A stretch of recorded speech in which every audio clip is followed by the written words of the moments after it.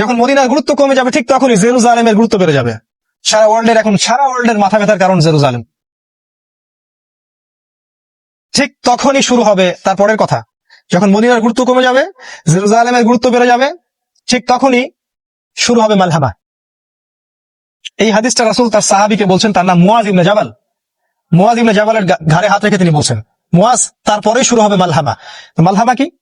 তিনি বলছেন, মালহামা হচ্ছে এমন যুদ্ধ যেটা মানব জাতি কখনো কল্পনাও করেনি। যে যুদ্ধে প্রত্যেক 100 জন সৈন্যর মধ্যে 99টা সৈন্য মারা যাবে। যারা ন্যাটোতে আছে তারা যেন হাদিসটা ভালো করে শুনে নেয়, কারণ তারা খুব উৎসাহিত ফিল করছে আমরা রাশিয়ার সাথে নিউক্লিয়ার ওয়ারে যাব। তারা খুব ভালো করে যেন শুনে রাখে যে প্রত্যেক 100 জনের মধ্যে 99টা সৈন্য সেই যুদ্ধে মারা যাবে।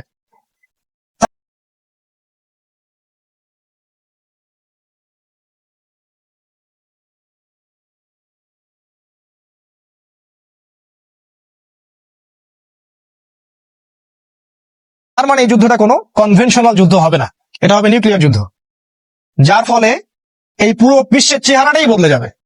হয়তো এতগুলো কান্ট্রি আর থাকবে না, মানুষের সংখ্যা অনেক কমে আসবে, আর যারা বেঁচে থাকবে ওরাও থাকবে হরিবল একটা দেশের, হরিবল একটা কান্ট্রির মধ্যে। তারা ফুড পাবে না, পানি পাবে না, ইলেকট্রিসিটি, টেকনোলজি কিছুই পাবে না। Everything will be destroyed. শুধু তাই নয়, সূর্যের আলো পৃথিবীতে আসবে না, যেমনটা সূরা দুখানের মধ্যে আছে যে পুরো আকাশ ধোঁয়ায় ছেয়ে যাবে, সূর্যের আলো পৃথিবীতে আসতে পারবে না। আপনারা পারমাণবিক বিস্ফোরণের এই মাশরুম ক্লাউড গুলো দেখেন, সারা ওয়ার্ল্ডকে ঢেকে দিবে। তিনি বলছেন এই মালহামায় এইরকম একটা অবস্থা হবে, যেটা আমাদের সামনে। আর অফকোর্স আমাদের যারা স্কলার্স অফ ইসলাম তারা বেশিরভাগই হালুয়া, রুটি, বিরিয়ানি খাচ্ছেন এবং ঘুমাচ্ছেন। এগুলো নিয়ে তাদের কোনো মাথা ব্যথা নাই। মাসিহুদ দাজ্জাল, যে মাসিহের অপেক্ষায় স্টেট অফ ইসরায়েল বসে আছে, তাদের একজন মাসিহ আসবেন, এবং সেই মাসিহ যখন আসবেন তখন সারা ওয়ার্ল্ডকে তারা রুল করবে।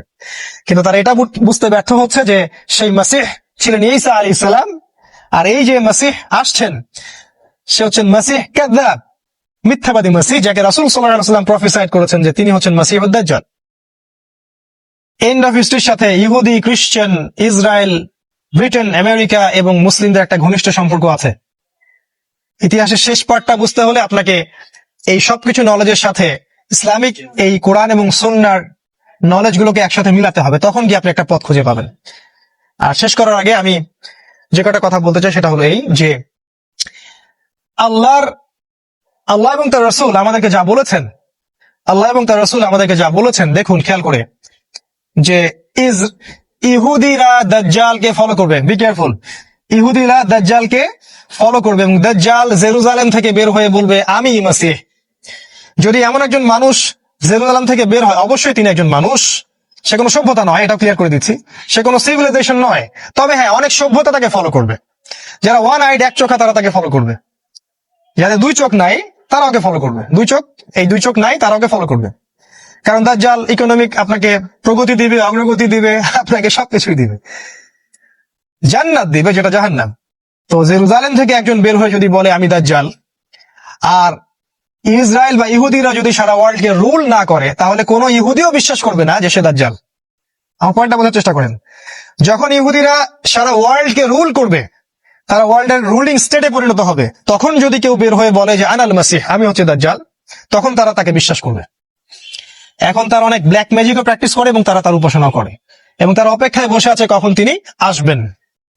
আর আস্তে আস্তে আস্তে আস্তে ইসরায়েল কিন্তু এই ওয়ার্ল্ডের রুলিং স্টেটে পরিণত হচ্ছে। ব্রিটেন, আমেরিকা, এই যে সিলসিলাটা, এটা অ্যাক্সিডেন্টালি হয়নি, এর পিছনে একজন মাস্টার মাইন্ড কাজ করছে। আর আমাদের মত হচ্ছে সেই মাস্টার মাইন্ড হচ্ছে দাজ্জাল স্বয়ং। সে পুরো ফেসটা তৈরি করে নিয়ে আসছে, এবং তার খুরুজের সময়টা অনেক কাছে, যদিও আমরা এখন হালুয়া রুটি খাচ্ছি আর ঘুমাচ্ছি। নাও দেন, এখন আমাদের করণীয় কি? সে মালহামার কথা আমি বলেছি, সেই মালহামায় মুসলিমদের একজন নেতা থাকবেন। তিনি বের হবেন মদিনা থেকে, যাকে মক্কায় মানুষ ঘিরে ধরবে এবং তার হাতে বায়াত করবে, যাকে হাদিসে বলা হচ্ছে তিনি আল মাহদি, যার নাম মুহাম্মদ।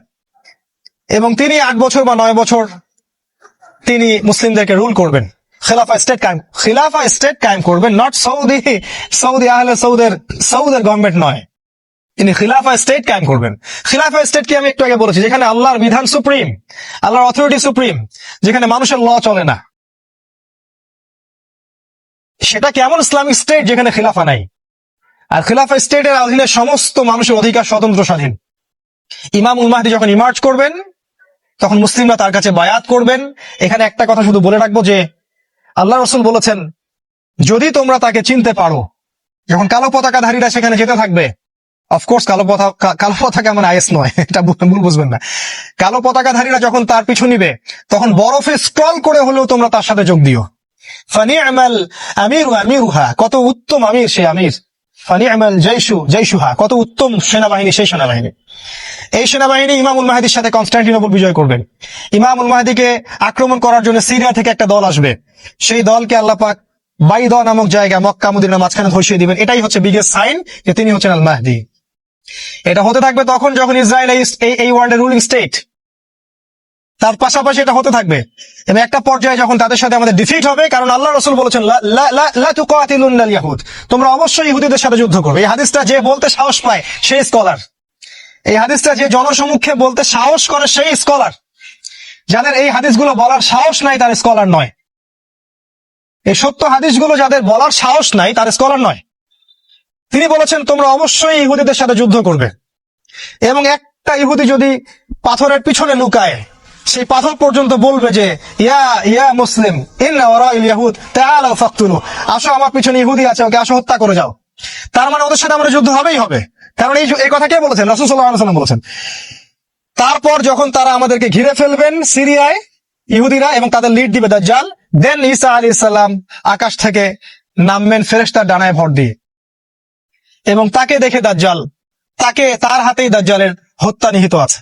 এরপরে যে স্টেটটা কায়েম হবে সেটা হলো খিলাফা স্টেট, সারা ওয়ার্ল্ডে মুসলিমদের খিলাফা স্টেট কায়েম হবে।